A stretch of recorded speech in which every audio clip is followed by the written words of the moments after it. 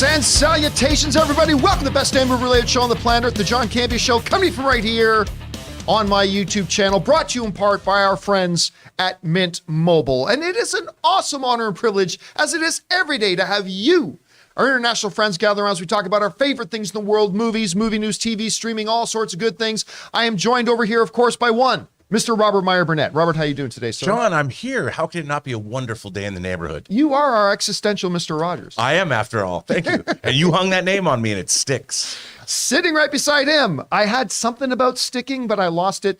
Christian Harloff is joining us here today, ladies and gentlemen. Christian, that's not an intro, everyone, again. But thank you so much. That's what you said. Take it easy. Anyway, it's great. I'm happy to be back. Thanks for having me back. And I'm telling you, every time you open that with that big well, I'm expecting you to say the Big Show's theme song. Every single time. I've had people write in and say that. Anyway, sitting back here, ladies and gentlemen, joining you guys in the live chat, for those of you watching live, Mr. Ray Ora. Ray, how you doing? I gotta ask you guys something. Did you guys watch that movie Midway ever? Which one is There's Midway? two. There's one. Oh, that's the around one Pearl is the Harbor. World War II one, right? And Not Roland Pearl Emmerich Harbor, first. Midway, but yeah. Yeah. But that movie. I went on Tubi last night. I watched it. I thought it was pretty good. But have guys you probably hate finished Morbius yet? it. No. Okay. Just I want will to make never that clear. finish Morbius. Oh, that's sad. And of course, running the show today behind the control center, producer Jonathan Voico. Jonathan, how you doing? I'm doing okay, man. How are you guys doing? We are all doing well. And of course, most importantly, you guys are here. Thank you so much for being here, making the show part of your day. Here's how today's show is going to go. We're going to break it down into two parts. In the first half of the show, we're going to talk about some predetermined topics. Then in the second half of the show, we're going to take your live comments and questions. If you want to get a live comment or question on, number one, you got to be watching live. Number two, when we get to the end of the main topics, we'll announce that we're opening up the super chats. We only leave them open for just a couple of minutes, so fire them in quickly. And we will address those super chats you guys send in the second half of the show.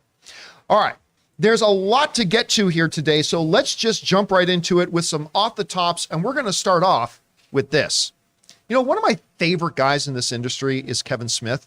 I don't know that there is a storyteller that I would just sit back and just listen to him tell stories about the industry more than Kevin Smith. He's got some iconic videos. Of course, his Superman story is legendary. It's so great. Anyway, he, of course, got Clerks 3 out right now, but he was recently asked if he would ever consider doing something, directing a Marvel film or a Star Wars film. And unfortunately, he said something that we're hearing more and more from various filmmakers around the industry, when he basically said, no, I wouldn't do it. And here's exactly what he said. This comes from the folks at IndieWire, where he said the following: "It's a fool's errand. You're going to piss somebody off," Smith told The Guardian. "Fandom is rabid and tribal. When I worked on Masters of the Universe, I took a lot of heat from people who felt like I had ruined their childhood. Going near a Marvel or Star Wars would make me insanely reticent." And then he goes on to talk about the tribalism and stuff like that. And, you know, Rob, this isn't the first time that we've heard a filmmaker come out and say, I would not go anywhere near a Star Wars or a Marvel because simply the fandom has gotten a little bit too toxic. Simon Pegg himself, actually, who was obviously in one of the Star Wars movies, came out and said, the Star Wars fandom is like one of the most toxic places to be. We heard Christopher McQuarrie come out a little while ago. We talked about it on the show when he said, oh yeah, no, I'll never go anywhere near a Star Wars film. That fan base is like lethal. They're awful in many ways. But anyway, Rob, this is in the next film. Not that Kevin Smith was ever necessarily going to be offered a Star Wars film or an MCU film to direct, but just the fact that we've got filmmakers, because for every one that is speaking about it, there's probably 5 or 6 that aren't. What do you make of Kevin Smith's words? Well, I don't think he's wrong. You know, just as my own experience this week, as you know, I've been a vocal proponent of Picard season 3. And everyone's been, and all Star Trek, all old Star Trek, new Star Trek. But I've not been a fan. But so my support of Picard season 3, the trailer drops. Yeah, it's fantastic. I thought so too, and I know that what's coming, and I have been mercilessly attacked by people that are like, it looks like the same old blah blah blah blah. How can you say it? You're a paid shill? And I'm like, Which is redundant. gosh, and Which is redundant. I know, Yes. right? Who said that? I mean, you can't even like something anymore without somebody, you know, coming after you. And I understand that, because, you know, making a film, I don't think people understand, you have to put your soul into it. Like for 2 years, you live and breathe, you go to sleep and you dream about what you're going to do in the edit bay the next day. You know, people, I can't tell you how many times people have said to me, you're not paying attention to what I'm saying. And I'm like, it's right, because I'm thinking about what I'm going to do the next day. I have no idea what you're saying to me. I'm just nodding and smiling. And people don't understand it dominates your life. I mean, and then when you put it out after 2 years of work, within 24 hours, people have torn you up one side and down the other. I mean, you're pilloried across the internet by people of all shapes, sizes, colors, creeds, age groups. I mean, you can disappoint 4 generations of people in one afternoon. Well, who wants to do that? Here's the funny thing too. It's gotten to the point, and by the way, it is not just Star Wars or Marvel. I mean, it's not just the movie industry either. It's music, it's video games, it's whatever. But they used to be, if somebody, Christian, would make a movie that wasn't so good, you go, oh, well, that one wasn't so good. Today, and let's face it, look, nobody off the hook here. Me, everyone in this room, all of you suckers watching, we are all guilty of this on one level or another. We all are. But it used to be somebody makes a bad movie. Oh, I didn't like that one. Now it's like somebody, I remember the dude making, who wrote Loki, and now he just signed on to write Secret Wars. The last name starts with an M. Michael Waldron? Waldron, thank you. And, he made Loki, which I didn't love. And he made Doctor Strange, which I liked enough, but I didn't love. Whatever. So he made a couple of them. Very, very difficult projects to do. Loki is bonkers. Doctor Strange is bonkers. Those aren't easy codes to crack. But, he did his best.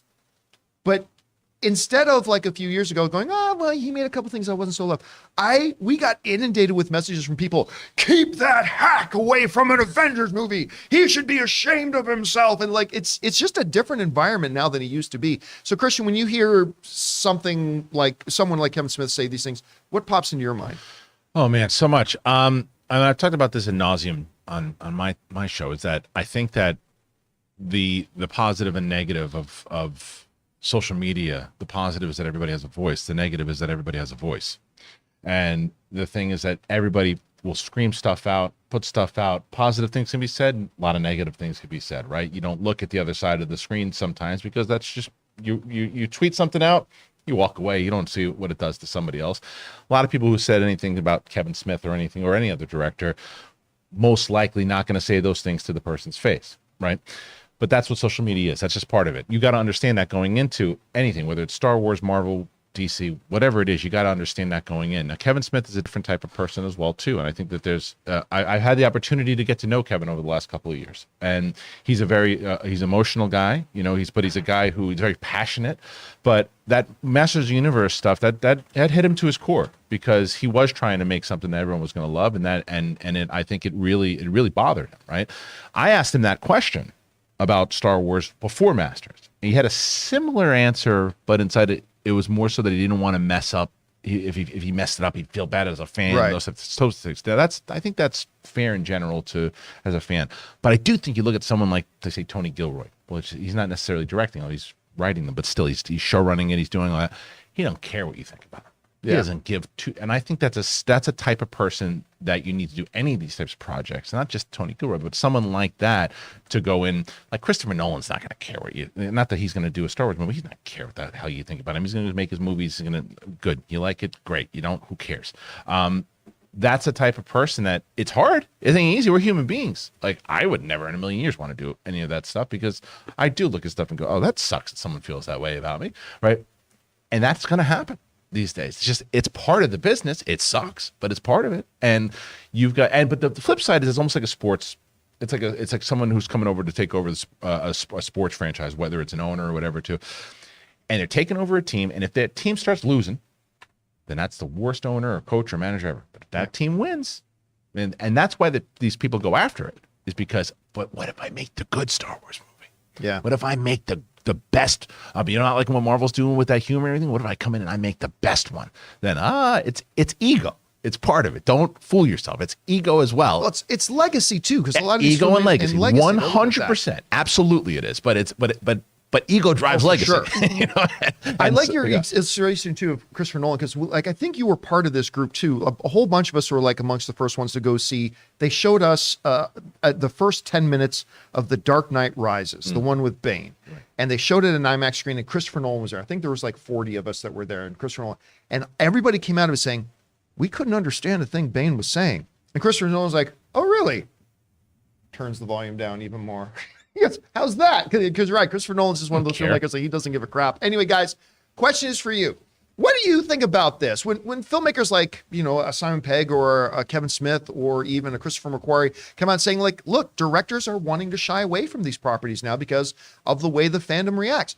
What do you think that says about the fandom, about the state of storytellers? Whatever you guys think, jump down to the comment section below and let us know your thoughts. All right, guys. With that down, let's get down to another off the top here. And under, of course he will. Tom Cruise is going to walk in space.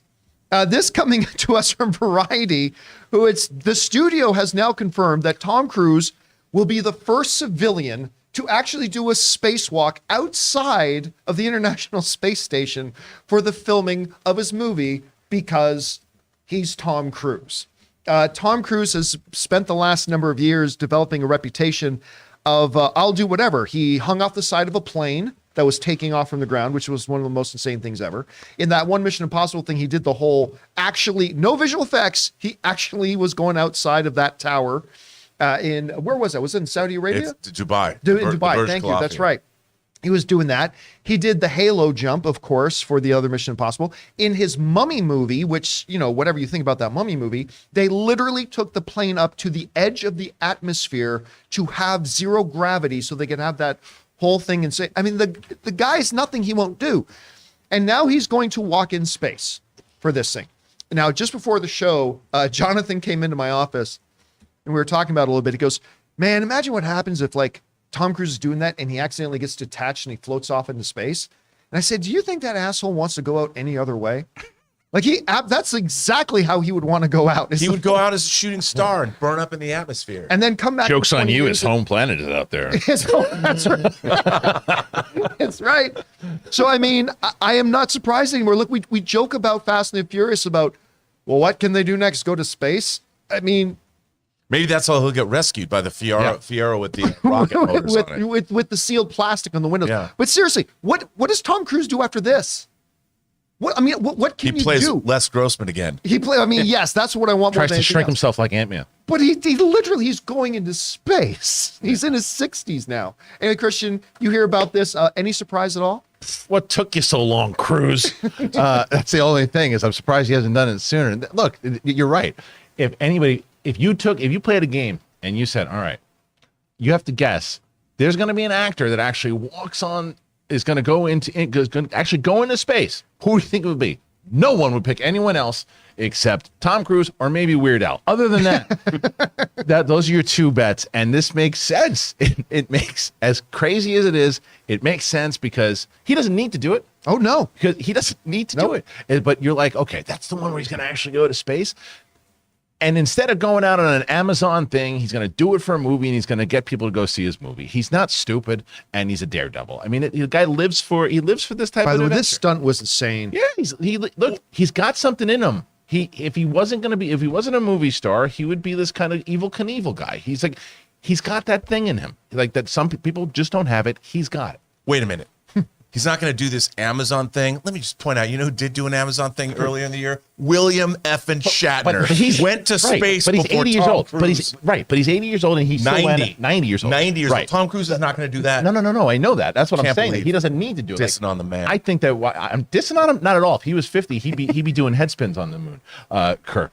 So. But I'm just saying though, he doesn't need to do it that way. That's true. He can just go out and film a movie out there because he's Tom Cruise, the Top Gun guy. I mean, look, I think that what's really interesting is that he beat James Cameron to the punch. I mean, who didn't think that James Cameron wasn't going to be the first man in space to shoot a film? But you know what's really interesting? I think if nothing else, Tom Cruise doing this with all of the vitriol that gets thrown around in our society, it's nice to have crazy people who are putting their money where their mouth is. They're taking their star power and literally turning it into star power. Right. I mean, I think that's actually aspirational. It's kind of cool. Yes, it might be frivolous. And yes, there are starving kids around the world. And yes, we probably should put more money into education. But maybe some kid now is going to look up and go, I want to be the next Tom Cruise. It's a great point. No, but look what he did with Top Gun Maverick, right? Yeah. Like and look. Don't be surprised also when you say things like, absolutely, people are going to go, well, you could use that to do this instead of in solving this. The money that they also make from whether it's Paramount, there are charities and things that are put from that money that's made. There's things that they do, especially what Tom Cruise does as well. He puts money towards stuff as well. Yes. So, but nonetheless, what he did with those actors and pushing those actors to their limits, you can definitely say there doesn't seem like anybody was at major harm and everything too, and they pushed them to the limits, and you got the best movie out of it because of it. So I don't think it's just going to be a gimmick. He's going to push, and he's going to do what he's going to do, and he's going to make a bizarre thing. He just might not have the IP attached like Top Gun. Yeah, that's the only thing that I hope it's worth it. I mean, and look, we've known for a while that they were going to shoot a movie in space. We didn't know he was actually going to go out and spacewalk. This is kind of crazy, but it is Tom Cruise. So guys, what do you think about this? Any surprise at all? Do you think like how much what does he do after this? He's going to like descend into a volcano. I don't know. Whatever you guys think, jump down to the comment section below and let us know your thoughts. Now, Cruise is not adverse at all to putting himself into hairy situations, but you know what's not hairy? My balls, thanks to our friends over at MANSCAPED. Take it away. We want to take a second to thank the sponsor of today's video, MANSCAPED. Now, guys, you know I love Manscaped. You've heard me go on and on about the Lawnmower 4.0 and that body wash. I love it so much. And so we got to ask, guys, have you started your spring cleaning yet? The carpets need cleaning, the drapes need dusting, and your lawn needs mowing, gentlemen. And you guys know Manscaped is more than just one product. They have a whole lineup of products to help you guys feeling, smelling, and looking your best. And so Manscaped is proud to present to you the Performance Package 4.0, which is the only tool that you need to keep your boys looking, smelling, and feeling good this spring. Now, to start off with, you get the Lawnmower 4.0. Guys, we have talked about this. What is wrong with us? Why have we for so long been using these terrible tools that were never meant for cutting our hair down there? The razor clipper things on our electric razors. That's barbaric, guys. You need the Lawnmower 4.0. And then there's the Weed Whacker. You guys have heard our own Ray Ora talk about this thing. He loves using it to get that hair in your nose and the ear hair. And then they offer lots of other stuff like the Crop Preserver. It's an anti-chafing ball deodorant and moisturizer. The Crop Reviver. It's a spray-on toner for your balls. And of course, they've got the perfect grooming tool for your face with the Plow 2.0, the perfect razor for the finest shave on that face. So guys, get 20% off plus free shipping with the code Campea. That's CAMPEA at manscaped.com. That's 20% off and free shipping with the promo code Campea at manscaped.com. It's time to throw out your old hygiene habits and upgrade your life. And thank you to our friends at Manscaped for sponsoring this episode of the John Campea Show. Don't forget, guys, when you support our sponsors, you're actually supporting us. So go down to the description of this video. Right at the top of it, you'll find links to all of our sponsors and the promo codes. And thank you again to Manscaped. All right, with that down, let's get to another off the top. And this one is fairly huge, if not predictable. We, of course, found out a while ago. Well, first of all, I believe it was 1994 that they announced that Mahershala Ali was going to play Blade. It was a long time ago. And since then, really nothing. We heard certain people were writing a script, and they left it, and then somebody else came on to write a script, whatever. Well, we've had a few more bumps. Now, we've apparently had a November 2023 release date, but that has been called into question because, according to certain reports, the script is an absolute mess. Mahershala Ali is not happy, and they just lost their director. Now, whether he was lost or fired or whatever, they don't have a director anymore. And we talked on the show about whether or not they could make that November 2023 release date, which seemed highly improbable. Now you can mark it down to impossible. Because according to the Hollywood Reporter, Blade, well, they just pulled the plug on it temporarily. They have halted all work on the film until such time that I think they get their script in order and they get a director. This comes to us from the Hollywood Reporter, who wrote the following. They said this.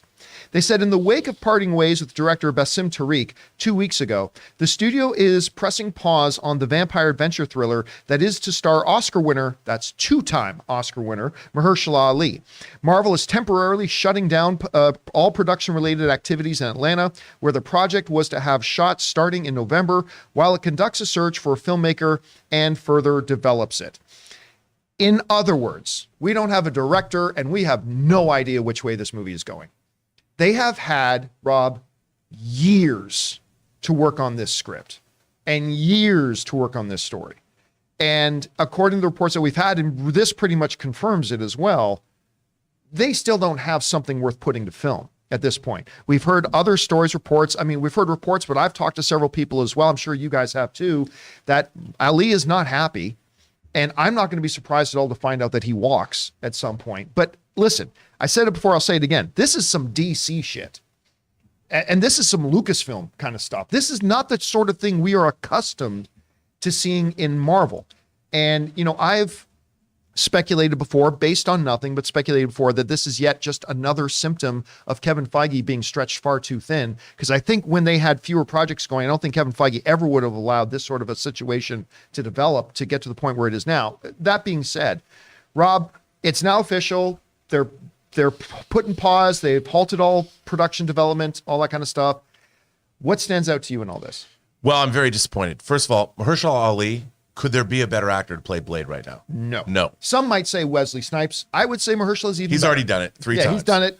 Mahershala Ali was going to be my Blade. No, Wesley Snipes was my Blade too. But I was so excited for this. I mean, here's my problem. I really think that they don't, as you know, I say that everything is made better with the application of ninjas. Yes. And dinosaurs. Right underneath that is the application of great vampires. And you give me ninjas and vampires, I'm done. But here's the thing. I think they really don't quite have a grasp on how the supernatural is going to fit within the MCU.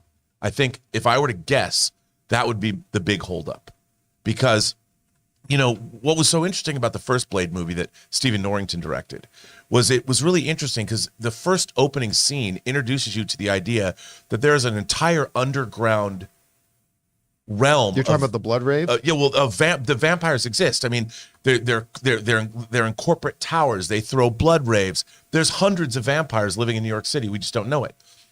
How do they work that in? I mean, we heard Mahershala Ali's voice at the end of the Eternals, you know, with the cursed blade, and I just think that they probably don't yet quite have a handle script-wise on what it is they want to do. They probably have his story worked out, but how does it caress into the rest of the MCU? And like you said, they've had 3 years to figure this out. And I think they probably kept putting it on the back burner because Blade is not at the forefront of their superhero characters. And it's probably been, you know, one of those things that kept getting pushed down the line. And I think this is the result, and I'm bummed out, dude. Christian, I mean, it's not unusual to find out a director leaves. It's not terribly unusual to find out a movie gets bumped a little bit. But other than very early in the days of Edgar Wright leaving Ant-Man, Patty Jenkins also left. that one wasn't quite as high profile. It was a little bit earlier in its. It was a little bit earlier in its development. So we're not really accustomed, like 30 films in at this point. So you hear this at this point. What part of this stands out to you the most? So again, to quote you, this is my thoughts based on nothing. The idea, I think, is what I've noticed over the last this phase of Marvel has been different than the other phases where it's the first few phases was let's get really good directors to tell our stories, right? And we're going to, even though we trust the director's vision, like someone like a Ryan Coogler in Black Panther, we want him to have his style and add his flavor to it and do all that, but we want to tell the stories that we're telling. And a lot of those people, whether it be Edgar Wright, Patty Jenkins, they left because, well, we want to be able to do a little bit more than that, but like, we need to tell this narrative. In phase 4, it seems like it's like, okay, close out, you get a movie, do your style, do your thing, do a closeout movie. I liked Eternals, but a lot of people didn't, and it wasn't a highly rated. It's one of the lowest rated on Rotten Tomatoes. Yeah.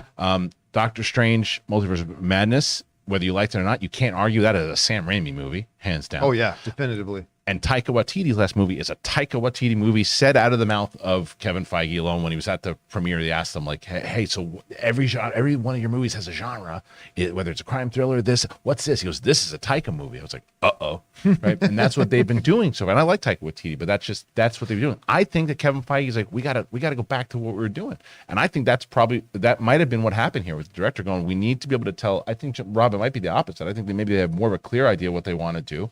And maybe Mahershala Ali and the director had a different idea, and we're starting to see that type of thing that happened with Edgar Wright. And maybe those type of, I think they need to get back to the way that they were doing it, because by just giving out the styles and letting them do it becomes messy, and that's what Lucasfilm does wrong all of the time.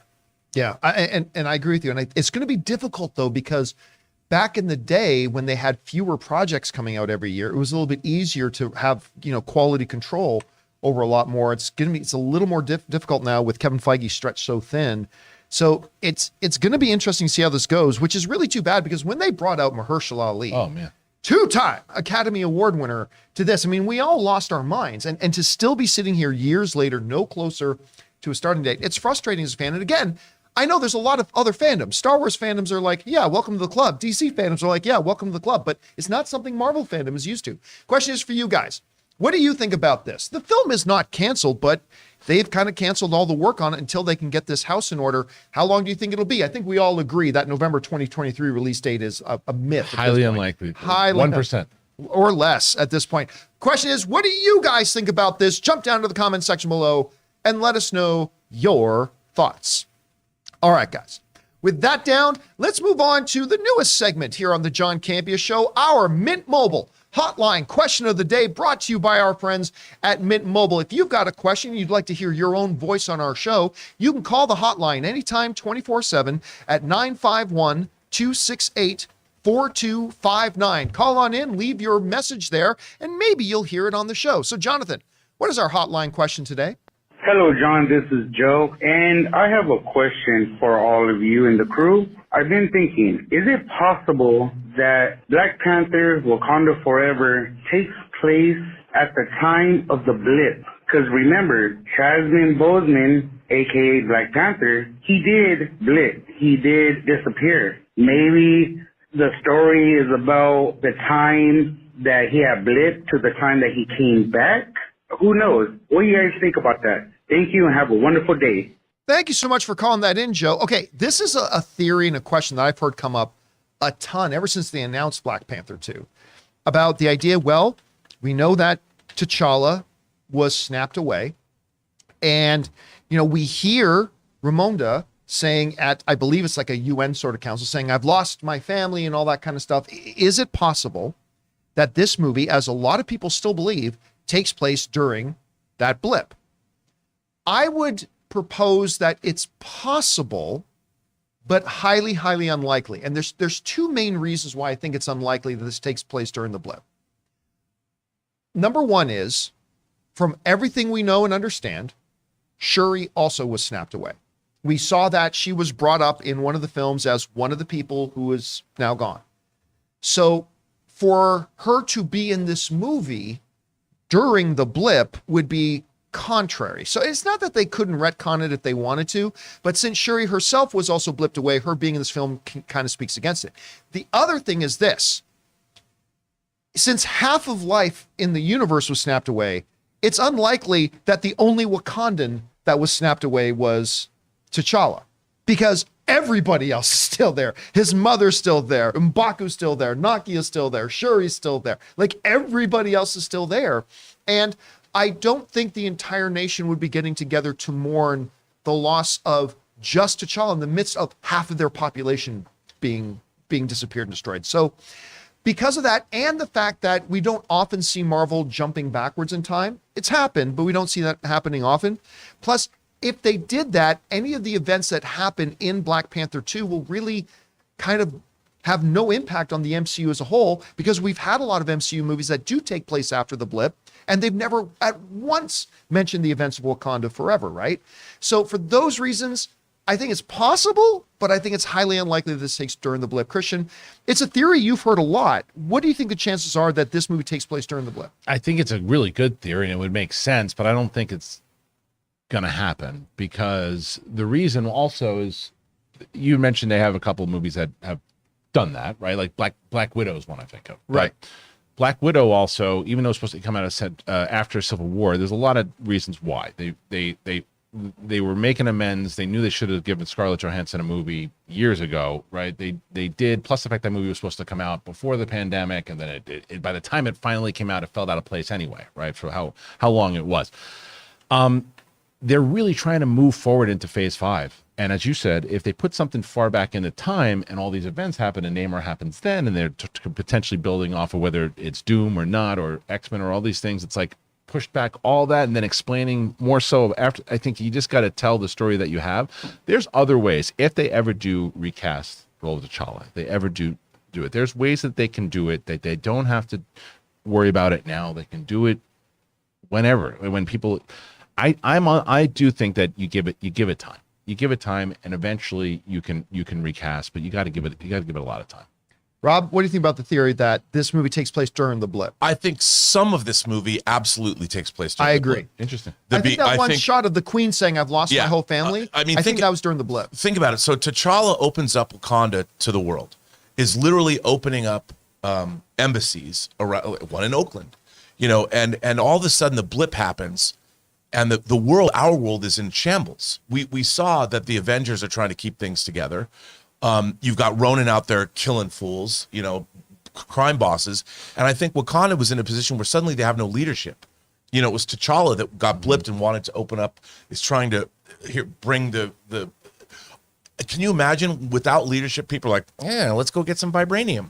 Maybe that's what we saw. And I would say that there's a big problem, that Wakanda has a big problem. And that then, but I would imagine that's I'm willing to bet that that's the opening of the film.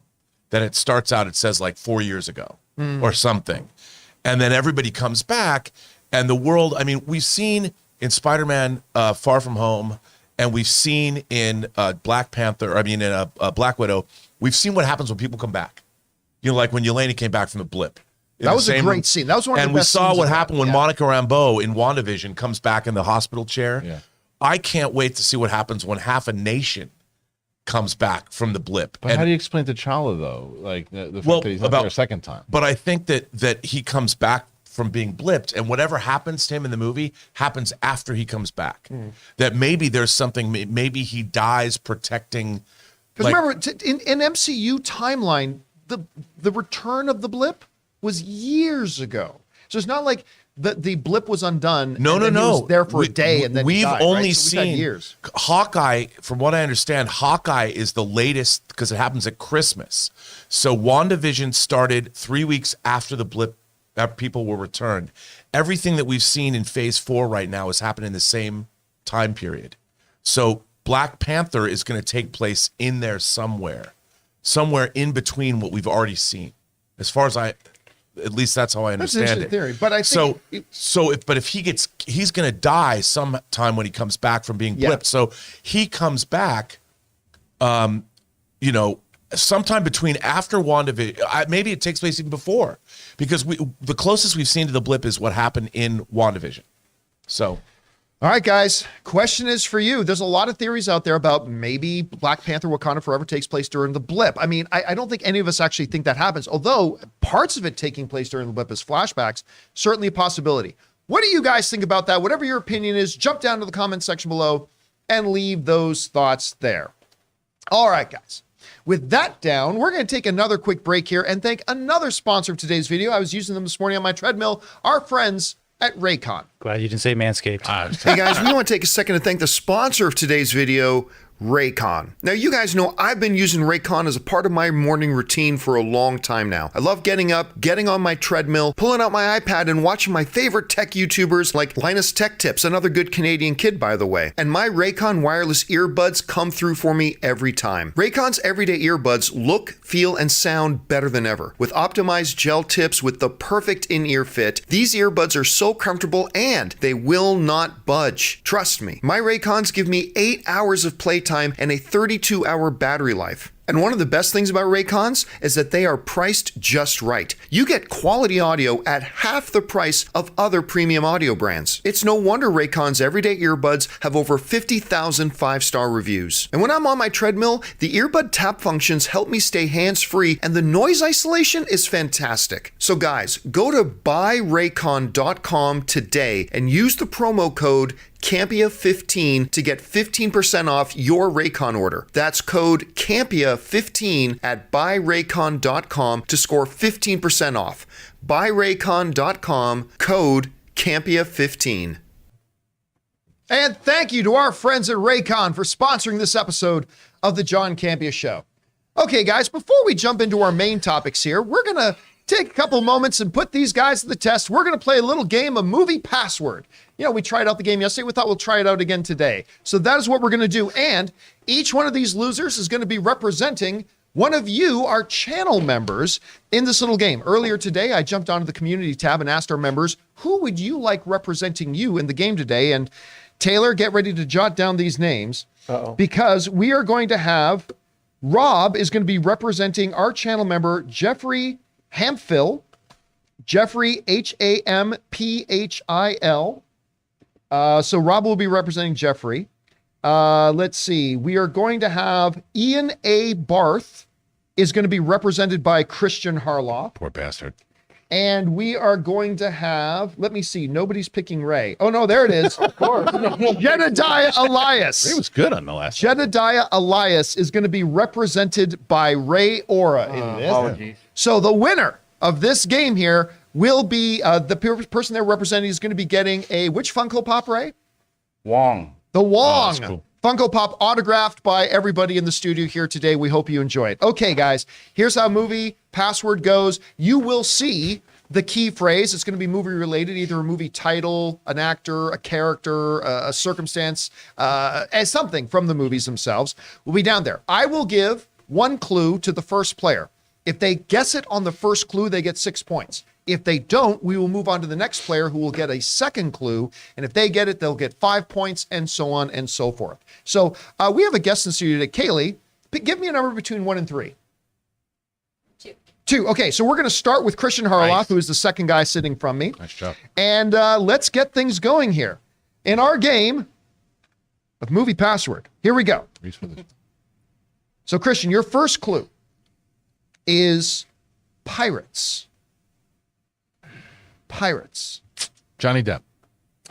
It is not Johnny Depp. It's a good guess, though. Okay, Ray, we go over to you for 5 points. Why? Your second clue, the first clue was pirates. Your second clue is Rush. 3, 2, 1. All right. I got we nothing. go over to Rob. Your third clue for 4 points is Jeffrey. 3, 2, 1. All right. Wow. We get all the way back around to Christian for 3 points. The fourth clue is Captain. Yeah, it's a squid head, whatever his name is. I can't remember the freaking cat, the Blackbeard. Oh, I No, remember his name. incorrect. I don't remember the name.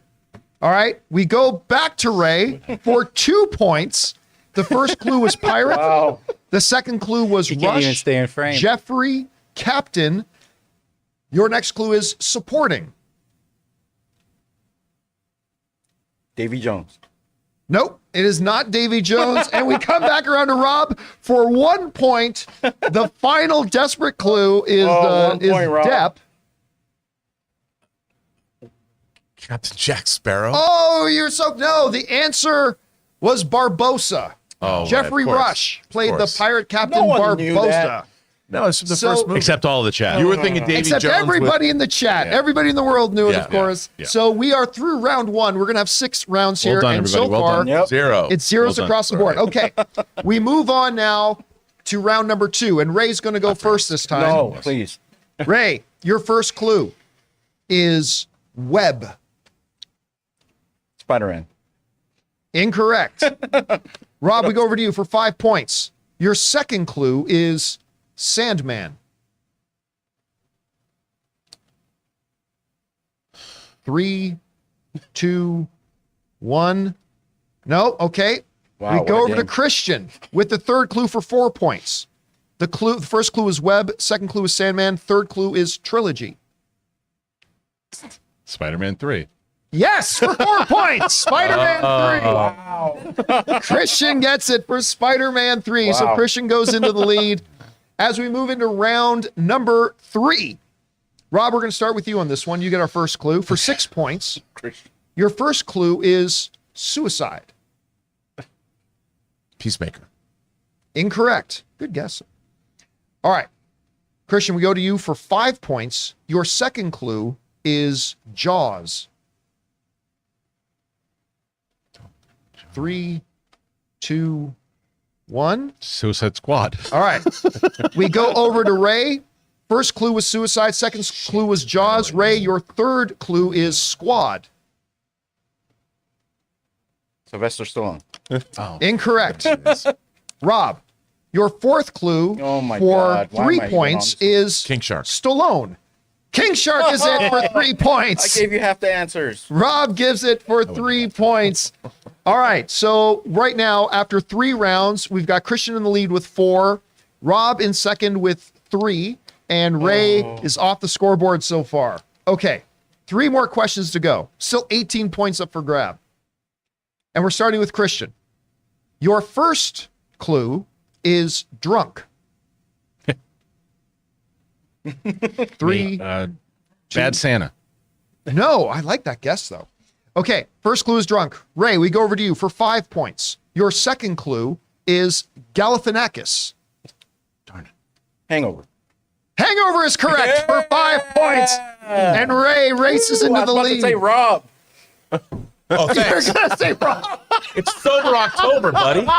Sober October. Wait, Ray, for drunk or for Zalakanak? You're gonna say Rob. Hey, you know what I have to say to that? Okay. So we're now through 4 rounds. Ray's in the, it's 5-4 to 3. Ray's in the lead. Christian's in second. Rob's in third. Still anybody's game. And we move on now to round number 5. And I believe we are starting with Ray on this one. This is going to take the cake right here. All right. Watch your mouth. Here we go. Your first clue is Madripoor. Bless you. 3. I have no idea. Okay. So that was for 6. Rob, we go over to you for 5 points. Your second clue is agent. Sharon Carter. For 5 points. Wow. Correct. But bam! Rob goes into the lead now with, I believe, what? 8. I have 8 8 points.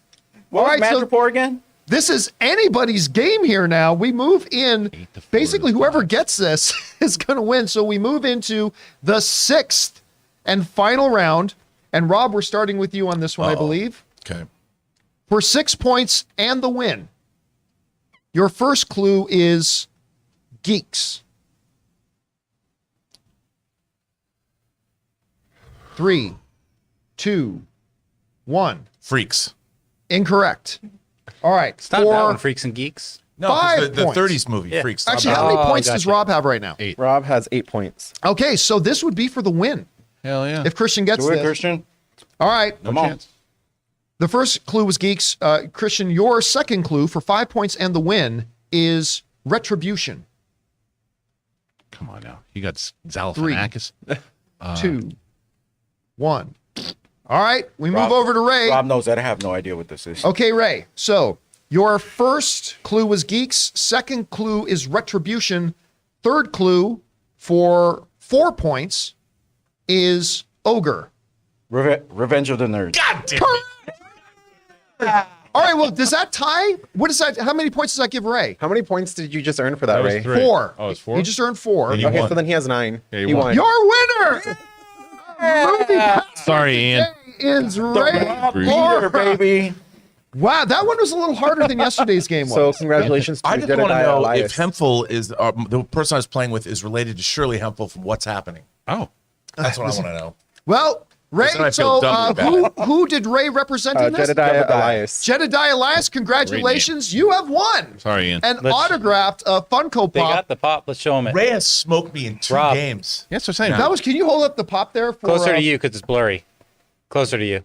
Watch. There we go. Don't tell me what to do. It's Wong. It's autographed by the me. crew here. So congratulations to Jedediah Elias, and everybody in the job. live chat is saying King Ray. Yeah, he's Ray yeah. rules again. All right, guys. Thank you so much for participating and playing along with us. Taylor, if we can get the main monitor put back on here. We are now going to move into our main topics here today, guys. And here's how we select our main topics on the John Campea Show. That's You what guys it come up was. with them. Whenever you guys come across a big topic, issue, or story that you guys feel we need to cover as a main topic here on the show, just go anytime 24/7 over to www.thejohncampeashow.com/contact. Once you guys get there, you're going to see a form. Fill it out with your topic or question. It's absolutely free. Hit submit, and then maybe, just maybe, you might see your submission featured as a main topic here on the John Campea Show. That down? Uh-oh. We got time out. Do we got a He- challenge? No, he just told me a terrible dad joke that I think he needs to share. He needs to share with everyone. All right. Did you hear about the actress that got stabbed?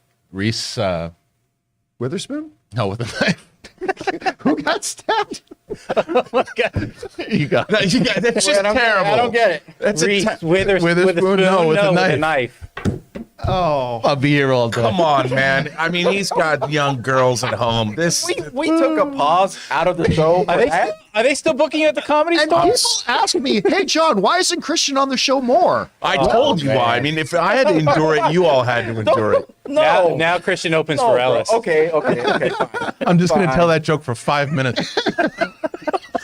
All right, with that down, Rob, what is our first main topic today? John, our first main topic comes out from John Bradley. Hey, John, I knew that despite being a fan of Kenneth Branagh's work, you are not a fan of his, I can never pronounce this in the French way, Hercule Poirot movies.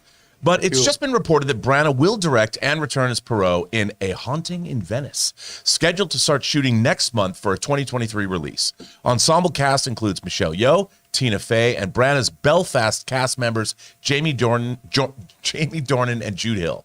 I love this franchise, despite the okay-ish Death on the Nile. What do you think of this news? Thanks. You know, you're right. I am a huge Sir Kenneth Branagh fan. I think the guy's great. His Thor movie, I think, is the second most underrated comic book movie of all time, other than, of course, Henry Cavill's Man of Steel. But I think his Thor movie is like my second favorite or second most underappreciated comic book movie ever. The guy's a master. I just absolutely love him. I did not love Murder on the Orient Express. I wanted to love it. I really did. And it's not bad. It's not terrible or anything like that. But I thought it was a missed opportunity, to be honest with you. Death on the Nile was, I mean, it was doomed because of all the controversy surrounding it and stuff like that. But I thought it was a slight improvement over Murder on the Orient Express. Again, I didn't love it, but it was a slight improvement. I wouldn't rank these amongst my favorite Kenneth Branagh projects. I got to admit, I'm shocked to hear they're going back to do another one. I really am. Now, I get it. The second one was hamstrung by the pandemic. It only made $100 and something million at the box office, but the studio recognized that had a lot to do with the situation surrounding its release and all that kind of stuff. Not to mention the Army Hammer stuff and what have you. So, look, am I surprised they're doing this? Yes. Do I think they should be doing this?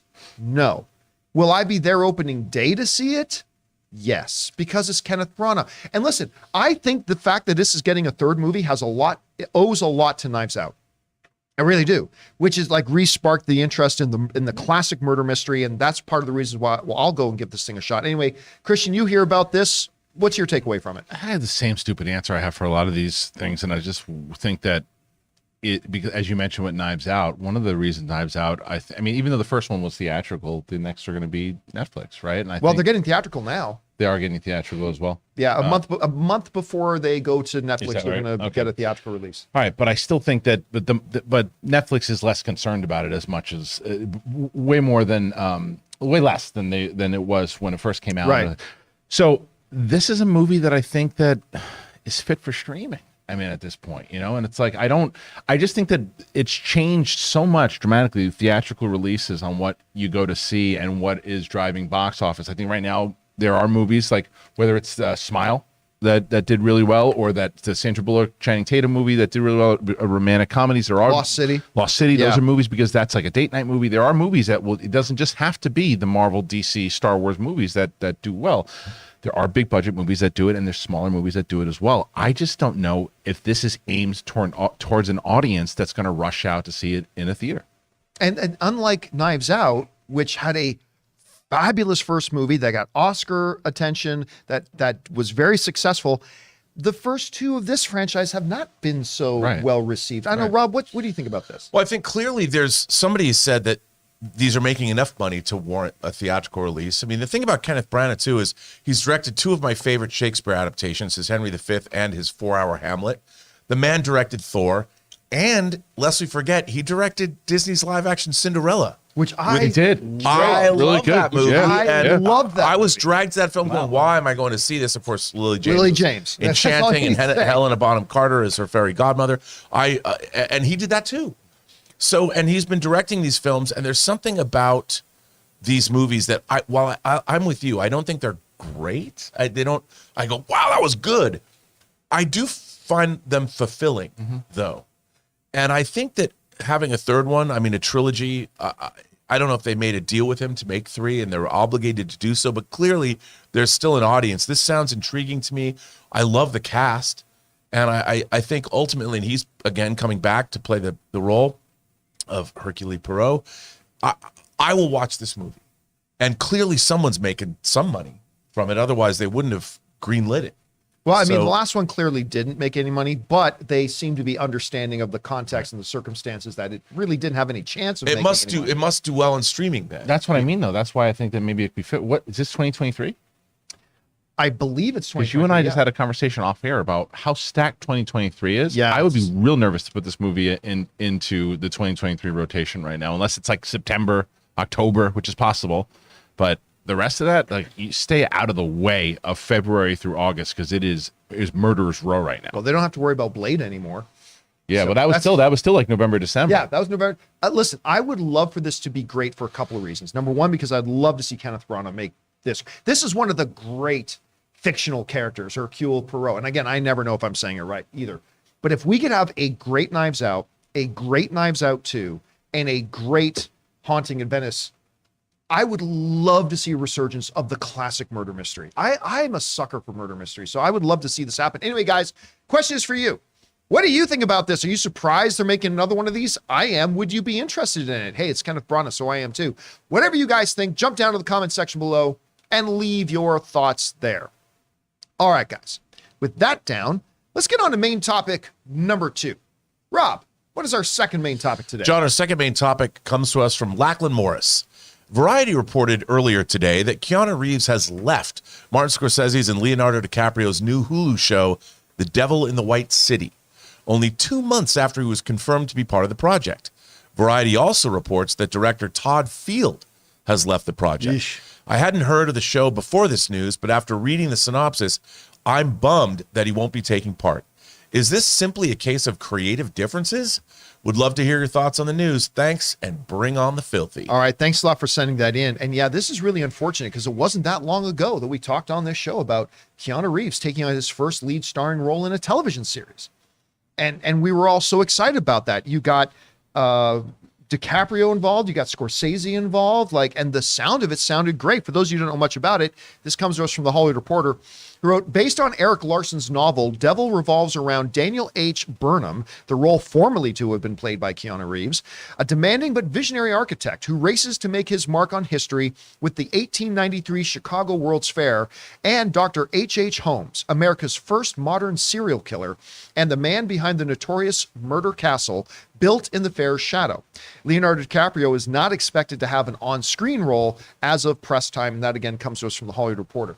So yeah, we initially heard that Keanu Reeves had walked.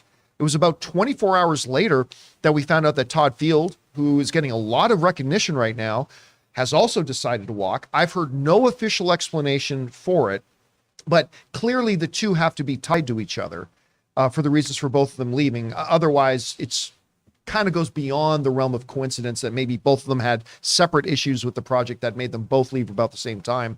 So this is really unfortunate to hear about this, because this is a project I've been really looking forward to. Like, Scorsese's got this and Killers of the Flower Moon coming up, that he's actually directing that one. But I was really excited about this and to see Keanu in a role like this. But Rob, you hear about them walking away. What do you think about it? I'm bummed out. I read this book, and this book, when it first came out, the book's incredible. And I was excited to see this even getting made, especially with the pedigree of the people working. Todd Field, who has Tar out in theaters, or I don't know if it's opened. Is Tar opened? It might not have opened, but he did the movie Little Children, which I loved, and he did that in like 2006. And Tar is his By the way, first. Tar's getting some Oscar buzz. Yeah, and Tar is the first movie he's made in 15 years. And the fact that he was attached to this, I mean, I thought he was a great choice to do this. This really bums me out, because losing the director and losing the star leads me to believe that it was probably really a case of creative differences. Right. There was something, so legitimately, something happened. I think hopefully they'll be able to put this back together somehow. But I hope it happens. It bums me out that it's not. Christian, you hear about this again. I mean, today's theme seems to be directors leaving. What do you think about this one? It could be a lot of different things. It could be exactly what you guys are saying, and it could be one of these. Keanu Reeves is going to be a very loyal dude, so it might be one of these things that he's got this relationship with the director. Director's not happy. He's like, I'm going to walk too, guys. That could be Could it. be, yeah. That's part one. The other thing is he's in talks to direct his Berserker thing that he's doing. So maybe Yeah. that's taking up a lot of his time, right? Maybe he Think wants maybe to. it was a scheduling thing. Could have been. Okay, maybe he really wants to focus on that. Director's like, nah, I really wanted to work with Keanu. I'm out also, right? Possible. But the other thing that you read inside of that report is Leonardo DiCaprio not set to be on camera. He better start thinking about it now. Yeah. Because that's a way you save this thing. If you put him Yeah. in it right away and you say, and when I say save, I mean keep it on track to you put him in it and people go, well, it sucks you lost Keanu, but DiCaprio starring in a TV show. You'll Because save it. haven't you now put yourself behind the 8 ball a little bit? Because if Keanu Reeves walks, it's almost like whoever they bring in now, it's like, yeah, but it was going to be Keanu Reeves. I mean, Leonardo DiCaprio was a name that could go above that, though. Yes, within this type of show or our circle, yeah. No one else who they're trying to market is going to even know Keanu was probably attached by the time. That's a good point. Now, Yeah. if they bring out, depending on how big the star is, or even if it isn't a big star and it's a person that just happens to be right for the role and it turns out to be a hit show, then it'll turn into, hey, did you know at one point Keanu Reeves was supposed to do this show? Yeah. That's what will happen. It's a matter of they got to get the right director. They got to get everyone kind of set into the role. But if they want to really accelerate it, you got to get some star power quick. All right, guys, question is for you. What do you think about this? I mean, Keanu Reeves was going to star in this. We were all quite excited about it. Now it's lost him. It's lost his director. I'm still curious about the project. Fact of the matter is, it's still a Scorsese and DiCaprio production. So you're going to have my interest, but I've lost a little bit of my enthusiasm now. How about you guys? Whatever you think, jump down to the comment section below and let us know your thoughts. All right, guys. Before we move on to our next main topic here, we're going to take a second and thank one of the sponsors of today's episode, our friends at HelloFresh. We want to take a moment and thank a sponsor of today's video, HelloFresh. Guys, my wife Ann and I love using HelloFresh. With HelloFresh, you get farm-fresh, pre-portioned ingredients and seasonal recipes delivered right to your doorstep. Skip trips to the grocery store and count on HelloFresh to make home cooking easy, fun, and affordable. And that's why it's America's #1 meal kit. When you subscribe to HelloFresh, you can check Save Money off of your fall to-do list. HelloFresh is 25% cheaper than takeout and even less expensive than grocery shopping too. And HelloFresh works with your ever-changing schedule. Plans are flexible and you can choose your meals for the week, update your preferences, or change your delivery day all in the HelloFresh app. Now, you know Ann and I are both working professionals, so when it comes to dinner time, it can be a bit of a challenge. We don't really have time to cook and we don't want to eat out all the time. And that's why HelloFresh comes through so clutch for us. Not only do we get to eat delicious, nutritious food, but Ann and I both have a lot of fun getting to cook together, following the easy-to-follow steps in getting the meals made. So go to HelloFresh.com/Campea65 and use the code Campea65 for 65% off plus free shipping. That's HelloFresh.com/Campea65 using the code Campea65 for 65% off plus free shipping. And thank you to our friends at HelloFresh for making me dinner last night and for being a sponsor of this episode of the John Campea Show. All right, guys, with that down and out of the way, let's now move on to main topic number 3. Rob, what's our third main topic today? Our third main topic comes to us from Emilio. Hey, John and crew, love the show. I just saw an article that states that the world premiere or red carpet premiere of Wakanda Forever was originally set for November 1st, but has now been bumped up to October 25th. What do you think of this? Is it a strategic move to undercut Black Adam? Do you think it's a show of good faith for the quality of the movie? I'd love to hear y'all's thoughts. All right, Emilio, thanks a lot for saying that in. And this is actually not usual. This is actually pretty unusual for an actual premiere date to this close to it shift its date, because there are actually a lot of logistics. If you've ever been to one of these premieres, there's a lot of logistics that goes into these things. The cities have to shut down streets. You have multiple facilities that are being booked. You have security, all this kind of stuff. There's a lot of moving pieces. So it's not really normal for a release date, the premiere date to be bumped like this. It's not that it's never happened. It's just not normal. So why did they move this date? Well, I think there are a couple of things you could look at. And there's a couple of options that are put out there by the folks over at The Direct, who they had some theories as well. They said the following. It says there are a number of reasons why Disney may have chosen to shift the world premiere date of Black Panther Wakanda Forever. It could be a case of talent availability or logistics around planning the event. It may be the case that this premiere date fits better with the film's marketing campaign. Or, as some fans are speculating online, it could be the case that an earlier world premiere shows Disney's confidence in its upcoming Marvel movie. Typically, the social review embargo for a film would drop after its world premiere. In the past, it seems that Marvel has kept the world premiere and theatrical release dates closer together in order to avoid the spread of spoilers, which could ruin the experience for audiences. All right, so there's a couple of options in there that I think we can disqualify. One, they're changing the date because the new date would better fit with their marketing campaign. I think we can get rid of that as an option because they would have known that 6 months ago. They've known what their marketing campaign is for a long time. They didn't just figure it out at this point. Also, logistics isn't a bad one, but again, they would have, a lot of moving pieces, a lot of things they have to book, but these are all things that would have been done and settled and signed and agreed to months ago. So I don't think that's it either. Your primary, I also don't think they're going to move their premiere date to try to ruin Black Adam. Number one, I don't know that there's going to be a lot there to ruin. Number two is it's just the premiere of it, right? So no big deal. I think the most likely, not necessarily the right answer, but I think the most likely here is exactly the one thing you mentioned in the email and that they mentioned as well. They think they want to get the word of mouth out even earlier. Maybe now they've got their final cut. They've seen it. They are more confident that they want that out. Because once you put it at a world premiere, then the word is out there. Because here's the thing. At world premieres, no embargoes. Because you're just an invited guest. You're going to these things. There are no embargoes after a world premiere. Because if you go to a world premiere, you can talk about it however you want. You can spoil everything. You can do whatever you want after that. So they must feel very, very confident in this movie for them to move it to that date. Whether that's the reason they moved the date, I'm not sure.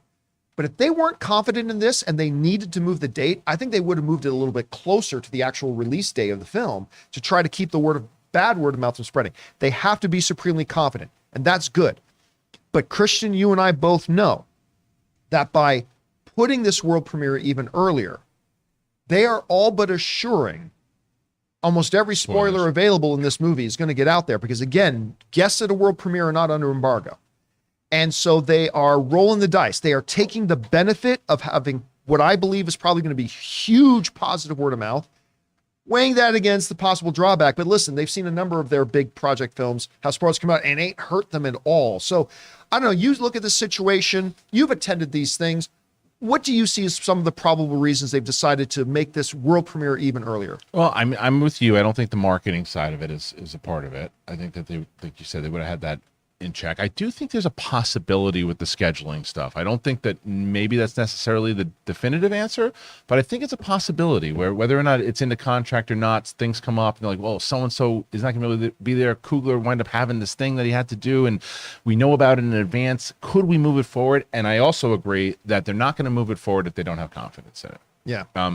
But I do think that that's probably, I remember them they've done premieres like, I mean, this is like a month before. They've done premieres 3 weeks before. Not so quick, but I think that answers your question as far as spoilers go, where they were pretty good with people not spoiling stuff. And there was some stuff that leaked here and there, but it's still, I think that they have confidence enough that they can keep it under wraps, but maybe they don't care. Maybe and we're going to talk about it a little bit, spoilers right now, I don't think that they're undercutting Black Adam at all, by the way. And with Black Adam, I think Black Adam is leading with the marketing of, guess who's might show up or who's going to show up. We're going to talk about that in a minute. We're going to talk about that in a minute. And I think that that's kind of what they're leading that marketing on through press and everything. And maybe there's some big moments that happen for anybody who sees it, press, whatever. There's some big moments. Oh my God, when you see what happens, they're hoping for that. So I do think that that's the main reason. They have confidence in it and they want people buzzing about it. Rob, we hear about this, the premiere, and thus the buzz for Black Panther has now been moved up. It's now in late October.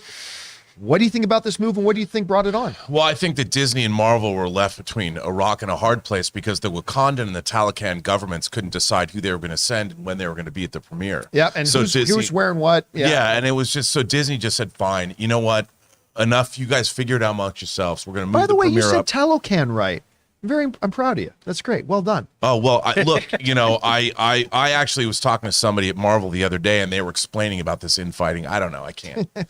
So I think that's why they moved it up and they're like, you guys, if you want to show up at the premiere, go right ahead. But they're tired of dealing with the infighting. But in all seriousness, I think that they know what they've got. The movie's opening. When is it opening? It's the 11th of November. why not build this buzz? Why not? If it, I'll tell you something funny. There was William Shatner's manager said something. It always comes back to Shatner, It one does. way or the other. But his manager told me something. He goes, when you have King Kong, Stop calling his house. and he was. He doesn't want your dick pics. Stop it. He comes back and he says, when you go back to the 30s, the whole thing about the story of King Kong, when you've got the attraction everybody wants to see, when you've got that thing, and he called it King Kong, meaning a stand-in for anything big. If you've got King Kong and the public wants to see it, you use that. Wakanda Forever, in my mind, I think in the minds of the movie-going public, this is the most exciting movie of the year. I mean, people would say, well, Top Gun was. No. We knew Top Gun was an iffy thing. Wakanda Forever, this movie means so much to so many people. It looks epic. It's probably going to be awesome. Why not put it out earlier to generate that much more word of mouth? Why not get out? Because if it wasn't great, they wouldn't give it this lead time. They know it's great. They know people are going to talk about it. I think they're going to create a fever pitch with this movie. I mean, I'm going to change all my hot toys here in front of my desk. I'm going to put Killmonger and Shuri in the throne of Wakanda. I can't wait. I'm going to put my T'Challa in his black light. I can't wait. I'm so excited for this movie. I think everybody else is. They put it out sooner. They get 2 more weeks. 2 more weeks of word of mouth, of people buzzing. By the time this movie comes out, I think they want a $200 million opening weekend, and this is going to help them get to that. It can do it. Now, I've been skeptical a little bit over the past year and a half or so about what is the ceiling for the box office success of Black Panther: Wakanda Forever, because of 2 main factors. They lost their lead actor. They lost their lead character. And I think that hurts. I think that hurts. One thing I've never doubted, though, is as long as Ryan Coogler is directing this thing, the guy who did the first Creed, the guy who did Fruitvale Station, the guy who did the first Black Panther, as long as he's directing it, it's going to be great. And right. It's going to be great. But, I'll tell you what, that first trailer, when they dropped that first trailer and the emotions that it caused and stirred, my skepticism about what the ceiling of this movie could be financially seemed to dissipate, and that ceiling seems to have gone up. So I completely believe a $200 million opening weekend is within the realm of possibility. They dropped a trailer again this morning. They dropped a behind the scenes featurette. That featurette thing. And I've got to tell you, Angela Bassett, when she shows up on screen, I go where she points me. 100%. I do whatever she says. And yes, I think that it's a Marvel movie. It was going to do well. Another reason I do think it's going to do 200 million is another conversation we had off air before the show started. There is not a lot of stuff coming out by the end of the year. You got Black Adam this month, right? Yeah. Black Panther. You got Avatar.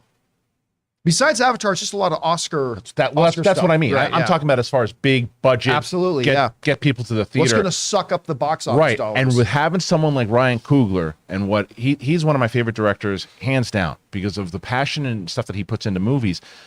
Getting him involved in the big budget IP franchise was one of the smartest moves they ever made, because you took that independent feel and what he did with Fruitvale Station, the emotion he got out of that smaller movie, right?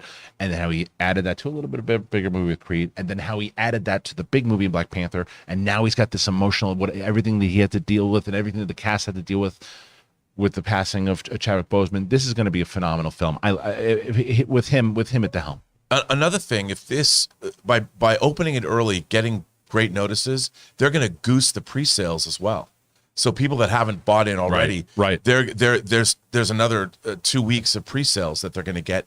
So they're going to get the box office even that much Taylor, higher. do me a favor. Look up, see if they've announced when tickets go on sale for Black Panther. They're on sale. Are they on sale already? They're on sale, and they're on sale. the movie comes out actually 1 month exactly from today.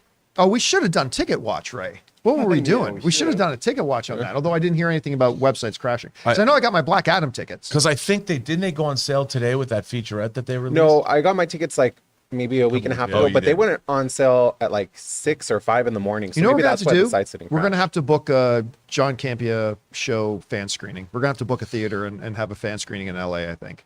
So yeah, I think we're going to do that. Anyway, all right, guys. Close to me.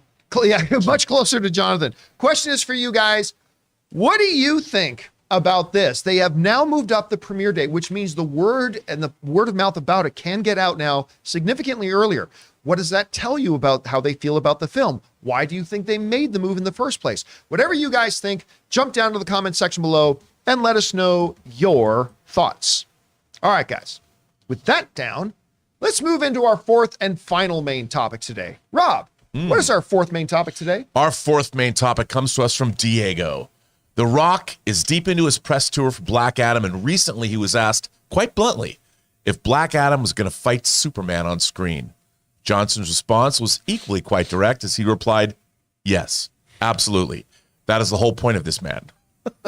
I think that not only reinforces the idea of the Cavill cameo in Black Adam, but also backs the notion that Cavill is back and going to be appearing a lot more in the DCEU.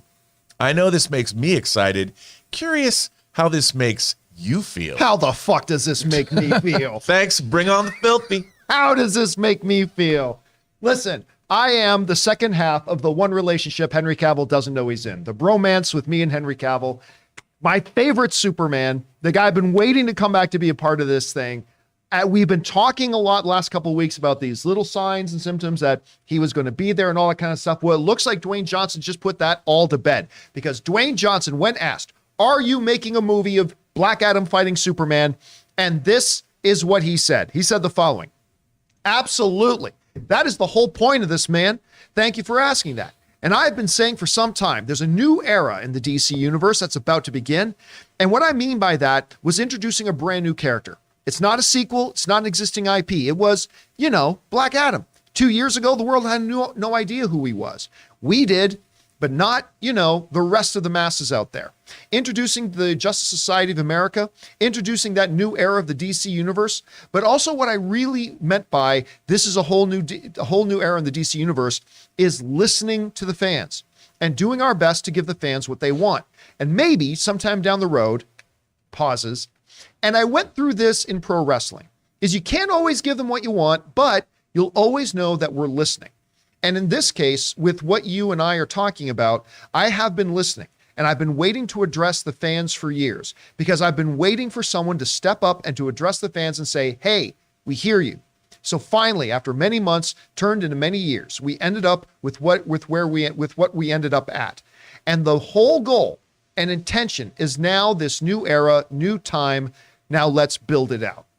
So Dwayne Johnson basically said, oh yeah, we are making a Black Adam versus Superman movie. Not that necessarily it'll be called Black Adam versus Superman, but he goes so far as to say, that's the point. That's the whole point. And listen, we've been talking for a while that it is no coincidence that right from the earliest days, Rob, when we were at CinemaCon 6 years ago and Dwayne Johnson comes on stage, talks about how he's going to have his boot on the throat of the DCEU and all that kind of stuff, that the pictures he constantly put out on his social media were always images of Black Adam and Superman. Sometimes ones with Shazam in there as well, but it was always that. He's tweeting out pictures of him and Henry Cavill having tea. We've talked ad nauseum about the fact that Dwayne Johnson's ex-wife is still his manager. And you know who else she manages? Henry Cavill. We've talked ad nauseum about Henry Cavill talking about the fact that the cape is still in the closet. All this kind of stuff. Now, we've never known for sure. But are we at a point now that we can say we know for sure? Henry Cavill is still our Superman.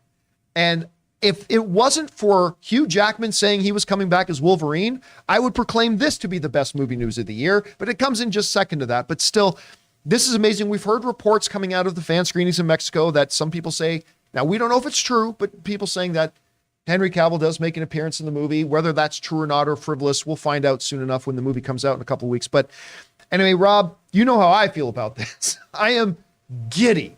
The blood is rushing. I am so excited.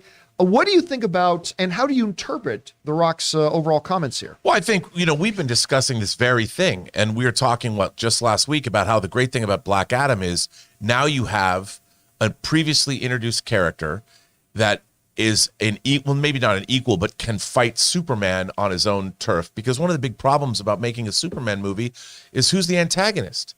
Who's the villain? After Zod, what do? Lex Luthor's a human being. You can't just keep bringing him back, because then you have to find some MacGuffin that he uses to either depower Superman with kryptonite or something else. Whereas Black Adam, I know it hasn't been established in the movie world, But within the comics, Black Adam has the one thing that Superman has a weakness to besides kryptonite, and that is magic. Which is why Kingdom Come could be a big deal. Yeah, and that's what I think. I honestly believe that that's what they're going to do. Because can you imagine, the thing about the Kingdom Come series is if you think about it, it shows the aging superheroes, and then it has all these new young heroes that are introduced within the confines of that comic. But now, as we've seen what Marvel does, they take their big known comic storylines and then adapt them to film.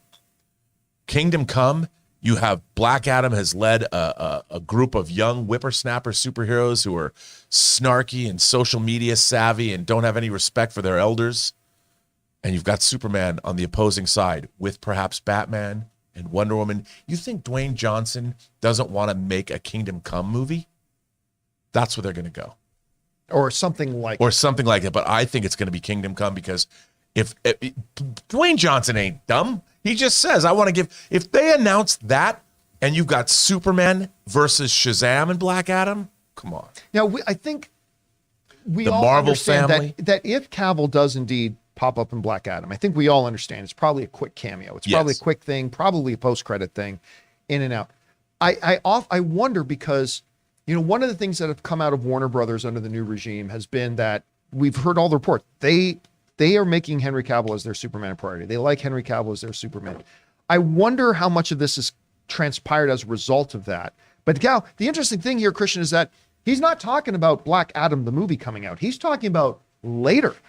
So that tells me that they've got future plans. They've got bigger designs at this point. Anyway, that was a huge, long spiel we just heard from Dwayne Johnson. What did you take away from it? I took away from it that Dwayne Johnson is a marketing genius. Yeah. B, calling the shots with this movie because he is in power. To make no mistakes about it, because Warner Brothers didn't really have a plan to go to Comic-Con. He's like, I want to go to Comic-Con. They went to Comic-Con. I don't think they marketed it the right way, but it was all about him. It was all about him putting on the suit, doing all that. It also shows that a lot of the different times, whether it's DC, Marvel, Star Wars, people are sitting down and they go, is Superman in this movie? Well, I can't say I'm going to get in trouble. Yes, he's in it, or whatever, or is he gonna, you know, be in a future one? Because he knows this particular trailer, right?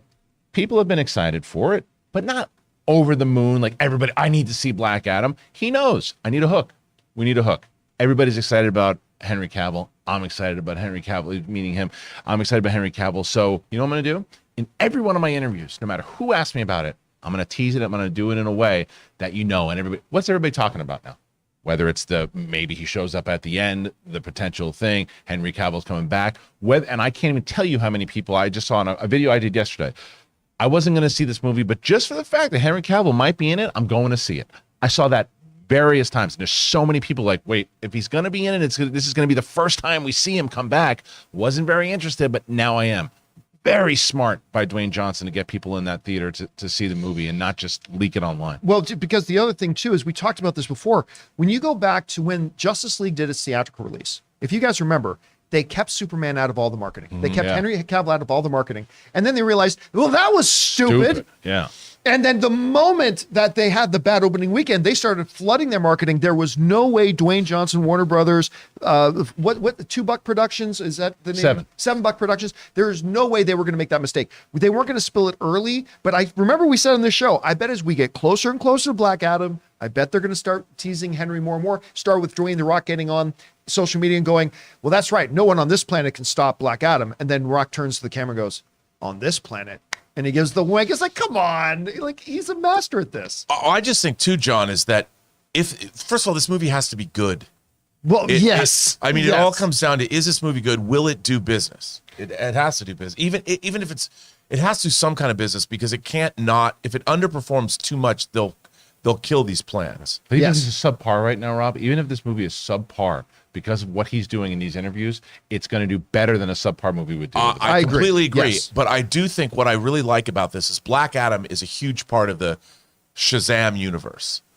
So what you've got is if there's a fight picked at the end of this movie, and I mean, they set up where Black Adam gets in Superman's face or something like that, and you're going, whoa. Black Adam has a team already He's got Shazam and Well, does he? the Marvel. I don't know. We don't know where but this he's film's got gonna if he end. got the powers from Jaimin Hansu. You know, he got there's that side. There's the magic realm already teed up to be. There's the opposing force, and who does Superman have to get is the Justice League, Momoa, Cyborg, Wonder Woman, Batman. There's your battle, and the Justice Society. I'm telling you, I'm getting shivers, man. This could be awesome.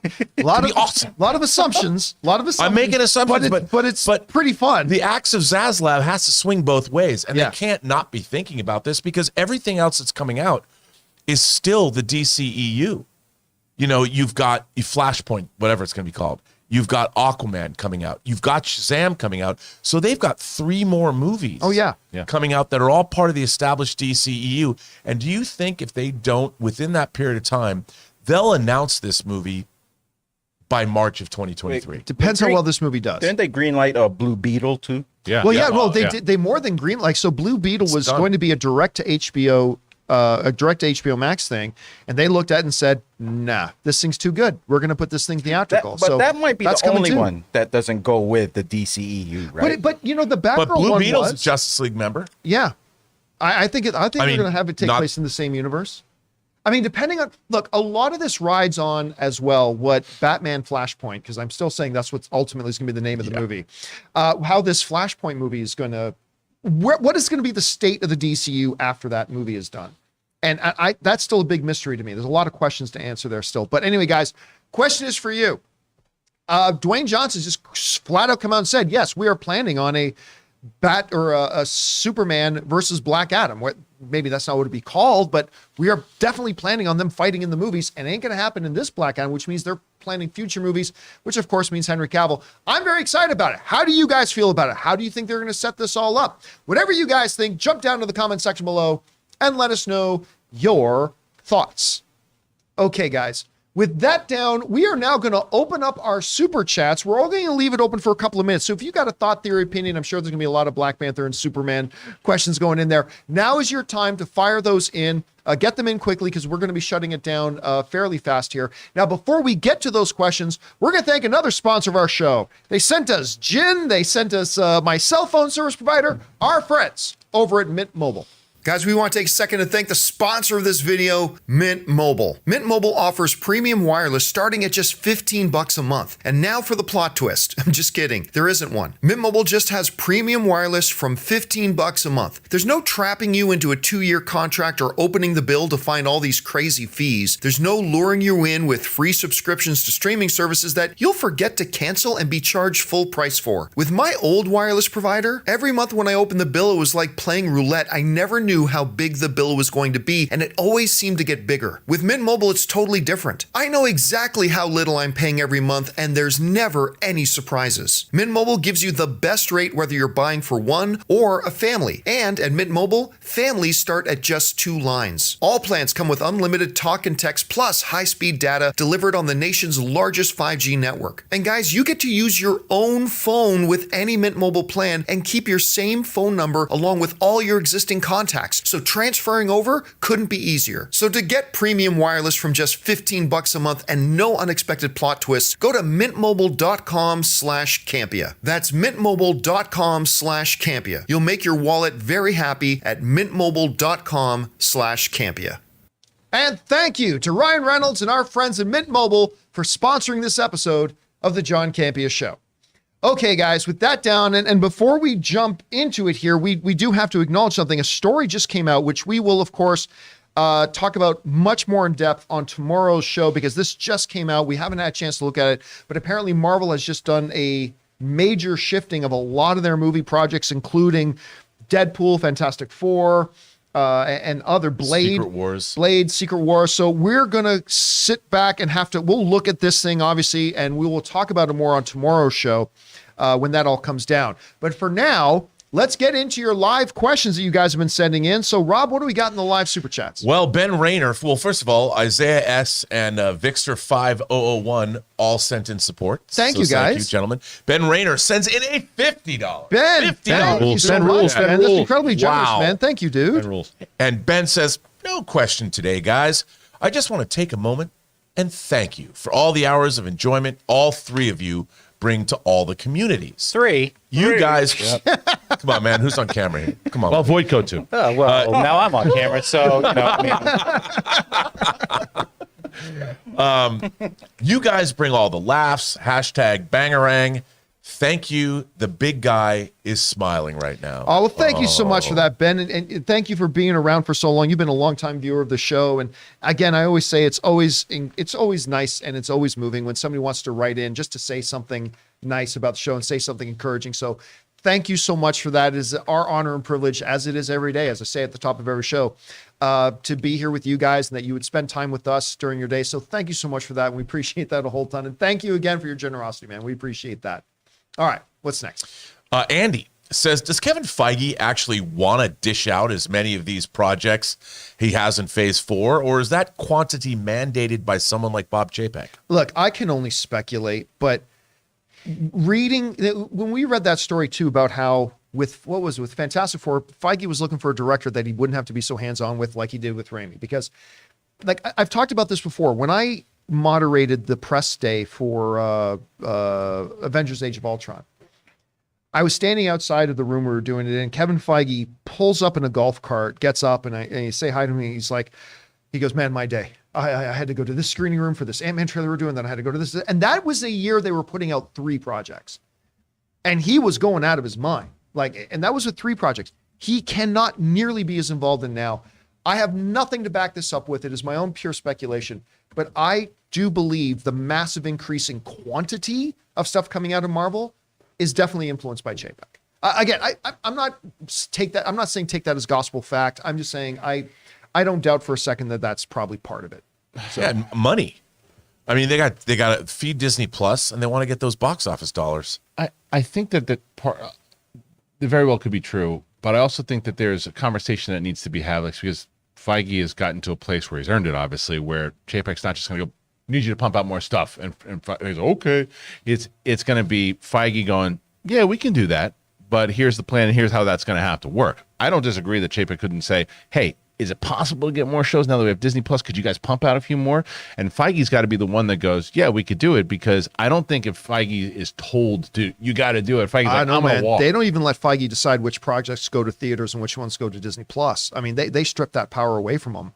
Because, he said, I mean, we know that he wanted Black Widow to be an exclusive theatrical release. Yeah, but that was different with pandemic and stuff too. But remember, they when they changed Alan Horn, when they took away Alan Horn, and then they made that whole organizational move full, that each of the studio heads, there's now one person who decides which projects go streaming, which projects go theatrical, and all that kind of stuff. And I mean, Feige just doesn't have the same power that he used to have. So you're telling me that if Chapek said to him, hey, you know what, we want Avengers to go on Disney Plus instead of I can't believe even Chapek said no world is that going to happen. But if he did, Feige's got to go, okay, I don't know, man. He has no authority. He has no power to say otherwise. Where's that said? Where was that? He has a boss. He does. I mean, he's in charge of Marvel, but he has bosses above him now. And the fact of the matter is, he does not get final say. Get Feige in here. Let's talk to him about. I mean, the reality is, even when Bob Iger was still the boss of things, even then, Kevin Feige never had final say. He had final say when Alan Horn and Bob Iger said, "This is your purview. You can make those decisions." But yeah, I mean, that's just the reality. We read story after story about all the studio heads under Disney all had a significant part of their power stripped Well, I know that was certainly true when you look at... That's why I think he's leaving after Secret Wars. Maybe so, but I know that was certainly true when it came to something like Solo, where as much crap as people want to give Kathleen Kennedy, she was the one pushing for Solo to be in December, as it was planned, and it was Iger, who was like, nope, got to come out in May, we got to bring it back. So that definitely happened, so I don't know. All right, what's next? Stubble McShave says, Rings of Power, the 3 white-clad wise men are following the signs and are going to find a newborn Sauron in a manger. I wonder who brought the myth. Again, for a long time, the theory has been that the stranger is Sauron. I don't believe that. I don't believe that. Sauron is already corporeal and present in Middle-earth. We've already seen that. It's not like he was there, disappeared, and hasn't come around for a while. So I don't buy that he is Sauron. I never did buy that he was Gandalf, although some arguments I've been hearing from some people, including you, Rob, are maybe starting me to think that's a little bit more of a possibility. I still kind of think it's a third party, so I don't think it's Gandalf or Sauron. I don't know. Where are you on that right now? So I'm Who's the half stranger. Yeah, I'm halfway through the last episode. I didn't finish it yet, but because the Harfoots just drive me nuts. But I do think that I've also gone back and forth. I agree with you. I don't think it's going to be either. I think it's going to be someone new, maybe leading to the evolution of or a mentor to those two wizards. But no, I don't think it's going to be either Sauron or Gandalf. A couple of the other theories I heard thrown around were Radagast, maybe, but no reason to expect he would be around before Gandalf. The other one that I think you brought up once, Rob, is Tom Bombadil. Yeah, I mean, which is not that would be some adaptations taking some liberties about the Tom Bombadil character Right. for sure. But I mean, that's a possibility, maybe. I just think that this show it needs star power, and you've got to have somebody people know. But then again, they've strung it out. They've strung it out so long that it really doesn't matter anymore. So they can make it whoever it is. Yeah. I mean, are we going to find out next week or this week? We better. I'll tell you what. I got real pissy. I'm not gonna lie. I got really pissy and moody and crying and bitchy when we found out the other day. Saying, oh yeah, the season 2 of Rings of Power. Yeah, that's not gonna be for another couple of years. Oh. I'm like, you're barely holding on to you're just getting a lot of the audience on board now. You cannot. Again, I don't want to relitigate the entire thing, but my whole point of yesterday was, you spent this much money on the show, so you knew even if only 5 people watched the show, you were doing a season 2. So why was not all this being shot together? Why was this all not shot back to back? Yeah. Why are you only going to production on season 2 now? And they moved their production out of New Zealand. Well, I mean, but that was always the plan. So I'm okay with that. Like, I'm totally okay with that. That was always the plan. So I'm all right with that. But why did production ever stop on the show when you knew you were doing season 2? Lost in the shuffle. Yeah, yes. I think a lot is going to get lost in the shuffle. Well, I think that New Zealand didn't know it was part of the plan. I mean, I think it was the pandemic. People wanted to move. They want to be closer. Well, to they also home. have their studios. They have their stages and everything set up there. Plus, I mean, the one argument I heard about this too, which is valid, is that when Tolkien imagined Middle Earth, England was his template, right? England was his template. It was never New Zealand. So that was more of a glorious, beautiful thing that Peter Jackson did. But yeah. All right, what's next? Suthius says Hellraiser 2022. I liked it enough. Acting was fine. Didn't really care about the characters at all. Was hoping for more scenes of human torture. New Cenobites were cool, and new Pinhead, kind of cute, son. I gotta say, I watched, because the night it came out was the same night I went to the premiere of the Weird Al movie, and then watched a new episode of Rings of Power, and then watched Werewolf by Night. So I was working that day till about 5 a.m. But I did get the first few minutes of it in, finally watched the rest of it. I gotta say, I quite enjoyed it. I mean, I'm not going to sit here and say it's better than the original or anything like that, but considering what I thought it was going to be like 6 months ago, I was very pleasantly surprised by it, to be honest with you. And the reactions to it have been really quite positive. You did not feel so great about it. I liked it. I didn't love it, and I didn't love it only because I thought it was missing a really interesting, I won't get into it, but I thought they could have drawn a line between our main character, who is a recovering addict, and the Cenobites, because the whole thing about the Hellraiser. Well, let's not get into details about it because a lot of people haven't seen it yet. Well, yeah, but as a thing, like in the first Hellraiser, you have to want to summon the Cenobites. Like it's a thing. Like Frank Cotton's bored with life. Even screwing his brother's wife isn't enough for him. He wants to explore the further regions of experience. And I thought they could have done more with that idea, that human beings are horrible, corrupt people ultimately, and they're the ones that bring hell down upon themselves. Did you have a chance to watch this yet? Nope, but I watched Hocus Pocus for the first time ever. It's kind of the same thing. Yeah, really. Yeah. All right, what's next? J Master. J Master. No, with a knife. Okay, no more dad jokes. Breaking, per the Hollywood Reporter, Marvel delays Blade 9/6/24, Deadpool 3 11/8/24, and Fantastic Four is 2/14/25, and Secret Wars May 1st, 2026. They moved it. Was Deadpool not already set to come out in November 2024? No, it was supposed to come out in. It wasn't 2023. September. They said It's supposed to come out because September. Okay, so 6th. it's moved like 2 months. not by much. Okay, so some of this stuff is Secret not Wars by is the much. big one. Secret Wars. Yeah. Again, Jamie, we're going to go into this in once we have a chance to analyze this, break it down, we'll go into much more detail on this on the show tomorrow, of course. But yeah, this is a big shift around. They didn't move Kang Dynasty, and there was only going to be 6 months between the two Avengers movies. I am wondering Blade. how much of the Blade situation has brought this on. Yeah. Because this would tell us that certain things are supposed to happen in the MCU in Blade at a certain time. So, I mean, that's part of the problem with this big interconnected universe. It causes a domino effect, right? Yep. All right, what's next? Rafael Castillo says, a film on radar, nothing in common. That's an old movie. Tom Hanks, Jackie Gleason, Eva Marie Saint. Funny, charming, and touching. I saw that when it first opened, 35 years ago? Nice. Dude, I saw Mazes and Monsters, and I haven't seen this one. I thought I've seen every Tom Hanks film. I mean, like I said, even Mazes and Monsters, I've not seen this. It's not top tier Hanks either. It's good. It's good. It's not great. All right. That's probably one of the reasons why we But don't you know talk about what? it a lot. I haven't heard anyone mention this movie in 20 years. I have never heard anybody mention this movie at all. Oh wow, that's it. Yep, that's all you remember get. that movie. Yeah. I totally remember that movie. Yeah. Absolutely. All right, what's next? Andy, SPN. Supernatural. Or is it? No. Yeah, Supernatural once tried to cross over with Smallville, where Sam and Dean investigate the set of Smallville. I'm surprised they never repurposed this idea for Arrow. Yeah, especially when you understand that Stephen Amell, good Canadian kid, is in a triumvirate with Jensen Ackles and Jared Padalecki. They're like three really, really close friends. I think they were all in each other's wedding parties or something. And if you would have thought of anything in the Arrowverse that could have fit with Supernatural, that is one they could have done a crossover with. I would have been very, very happy about that. They didn't. Oh, well, missed opportunity. Maybe they can sometime in the future. All right, what's next? Jedediah Elias says, live in Arizona. Live in but for a- Arizona. Live in that? Arizona. Oh, live. Did I say live? Live. Live in Arizona. Dad jokes. Live in Arizona, but for a John Campea fan screening, road trip. Also, congrats on winning, Ray. We'll treasure that Funko Pop like the collector. Oh, that's right. Happy Jedediah. early That's right. birthday to me. Ray, you just made somebody's day, man. And smoked me again in the process. I'm gonna message him on the community dashboard so I could get his info, or he can email me. By the way, I just want to point out, we have, since we started playing some games again, we did a couple of over-unders. We did now a couple of things. Out of the 4 games that we've played, Ray has won 3 of them. Mm-hmm. He's won 3 out of the Wait, 4. who won that? Oh, Aaron won yesterday, Aaron won yesterday. and then Chris won. Oh, that's out of the 5. You've won 3 out of the 5. 3 out of 5. Very good.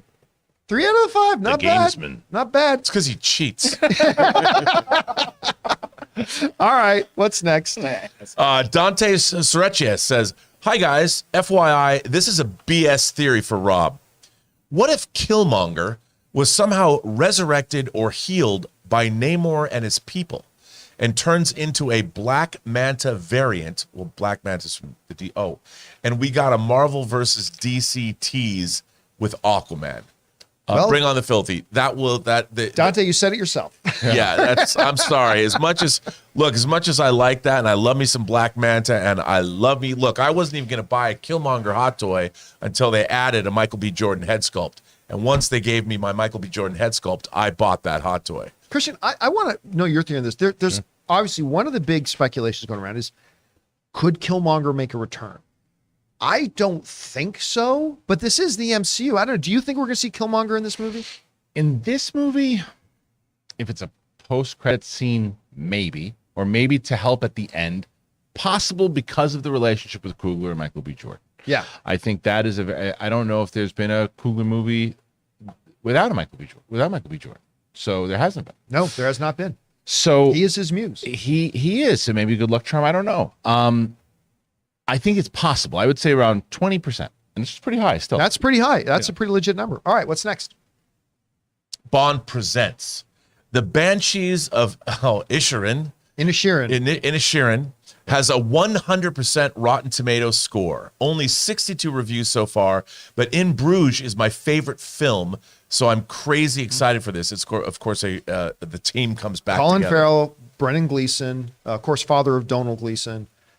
The two of them in their first movie together is just bonkers good. Yeah. So I love Brendan Gleeson in anything. Whenever he pops up in something, he's fabulous and fantastic. Hell, him in Paddington 2 was pure gold.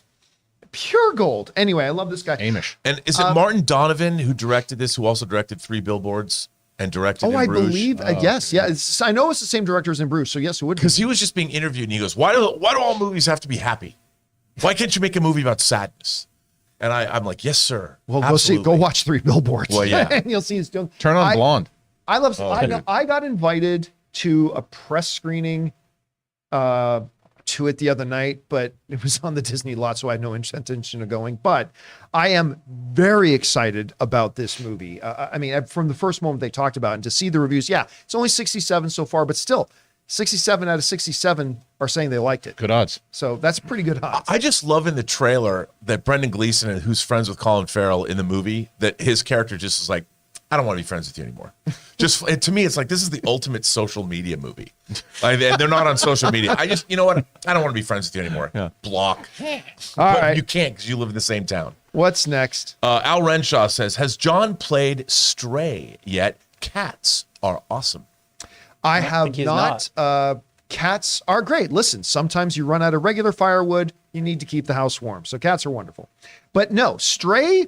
Listen, I gotta say, I hate cats. I really do. They're like rodents. They infest people's homes. But that aside, even I got to admit, Stray looks pretty fun. And I've watched a couple of play-alongs, and I'm like, I think I am going to try. Even as a guy who is not a cat person, even I got to say, that game looks pretty fun. So I have not tried Stray yet, but I will. I haven't moved the PS5 into the theater room yet. So, Well, when you do, I haven't got moved plenty it of at all, discs ever. you can borrow. what's that, Ray?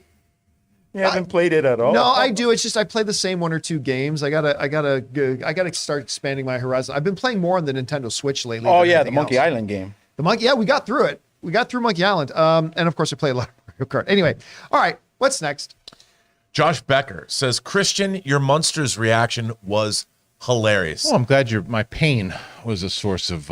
I tapped out after about 15, 20 minutes. Wait. We did. You guys didn't like it? Stop this. We did a full reaction to Brett and I. We did a full reaction where we watched the whole thing, and it was brutal. It was brutal, and I just yeah. And people were like, "We got to see you do it again." I'm like, "Why do you hate us so much, You didn't even like the grandpa? I thought he was funny. dude?" Dude, come on. Right? By the way, I missed one of the chats below, the one we just did. I want to. All right. What did we miss Jim there? XM says, well, Blade, Deadpool 3, Fantastic Four, Secret Wars just got delayed. Yeah, but some of them, it sounds like it's pretty minor delay. Some might be more. Again, we'll have a chance to go in. We'll analyze it. We'll talk about it all in great detail tomorrow. All right. What's next? Hoopsuni says, I'll always remember the day on AMC when the topic of Adam Driver's drama Patterson came up and Schnepp thought it was Paddington the whole time. I don't remember that. Would it surprise you to know that I own Patterson on Blu-ray? I have no doubt.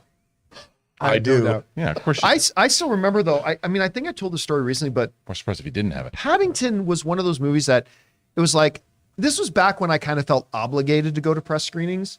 So Paddington came up. It's like, okay, we're going to go. And Schnepp was like, I'll go with you. I'm like, all right. But neither of us thought the movie looked any good.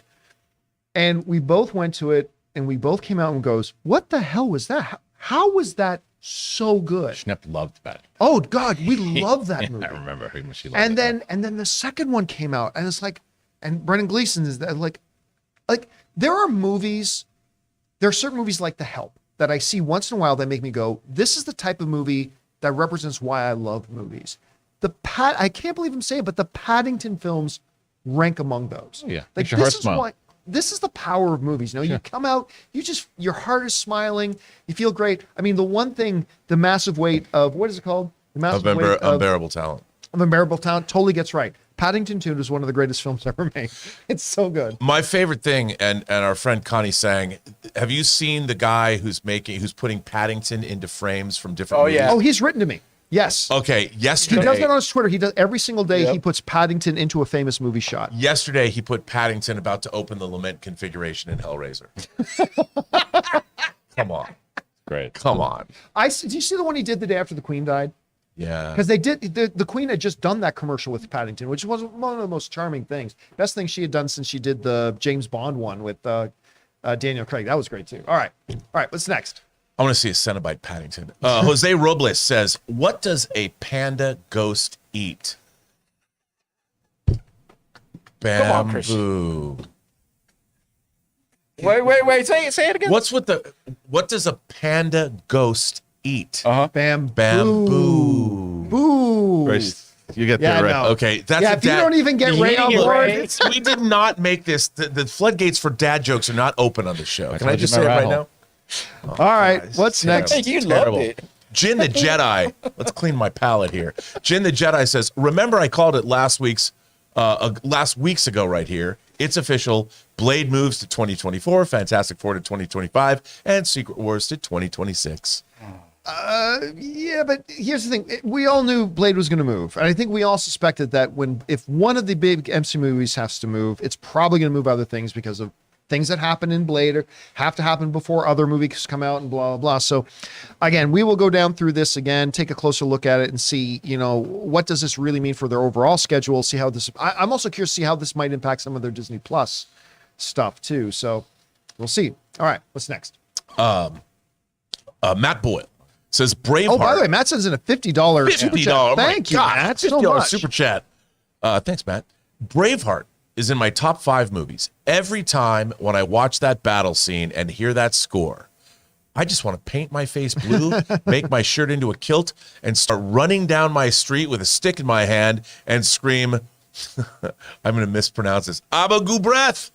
I'll tell you what. Probably won't turn out. You can well, do but that. I can do Halloween's that. coming. There's the scene in that movie after they kill his wife, and he just comes marching into the fort solo. That music that plays, and he's got that Warner, man. slow motion shot. I think he shot at like 120 frames, and he's walking and shot, and like he's a different person.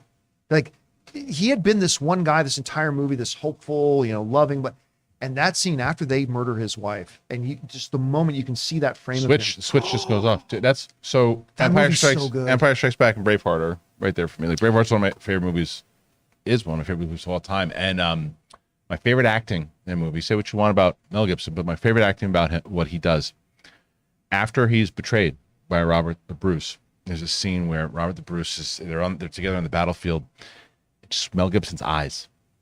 He just knows. He's like, well, he doesn't say a word, but you can get it inside his eyes. He's like, what am I doing this for? Like, I just had this, everything that's the guy that guy betrayed me. What am I doing this for? And he just lays down. That movie is just. Dude, the moment too, after his wife died, but one of the most powerful moments in any movie ever for me is after that whole scene and he takes down a lot of the English, and then he comes to his wife's parents. Yeah. And he drops to his knees. I'm getting weepy just thinking and the about father it. goes to grab him by the head, but instead pats just him put on his the hand, head. but he falls to his knees in front of his dead wife's parents. I'm like, Yeah. oh my God, I've it's seen like that one movie of the so most many powerful times. moments ever. By the way, there's a company called Pop Toys that's making a third-party 6-scale figure of Braveheart. It's incredible. Rooted hair, amazing. You guys should look into Have it. to see that. I'm telling you, just saying. And is that it? That's it. We have 5 member chats unless you want to use them. Do that separate video. No, we'll add those to the ones from Friday and yesterday because we haven't had enough to do a full video, but now we do. So thank you, member chats, for sending those in. You're going to get your own dedicated video for that. Keep your eyes open on the channel. And guys, that'll do it for today's installment of the John Campea Show. Thank you so much for being here and making this show part of your day. Big special thank you to all of you guys who sent those super chats, especially Ben and who was our last person there who sent in like 50 bucks? Matt and Ben, and to everybody who sent in super chats. Number one, because you gave us great fun things to talk about, but number two, you supported this channel as you did it, and all of us involved with the show. Thank you guys very much for your support. Don't forget, guys, a little bit later today, we've got a open mic coming to you a little bit later, so keep your guys' eyes open for that. That'll be at 3 p.m. Los Angeles time. We hope to see you then. And of course, make sure you come back for the John Campea Show again tomorrow, when we will, of course, among other things, be talking about this big release schedule shift that Marvel just did. Hope to see you guys there as well. Make sure you click the subscribe button, hit the thumbs up button, leave your thoughts and opinions in the comments section below. All that stuff helps the channel out. So, for everybody in the room, Mr. Robert Meyer Burnett, our friend Christian Harloff, Back there, Ray Orr has been joining you guys in the live chat. Producer Jonathan Voico and myself. I'm John Campea. Thanks a lot for being here, guys. And until next time, my friends, bye-bye.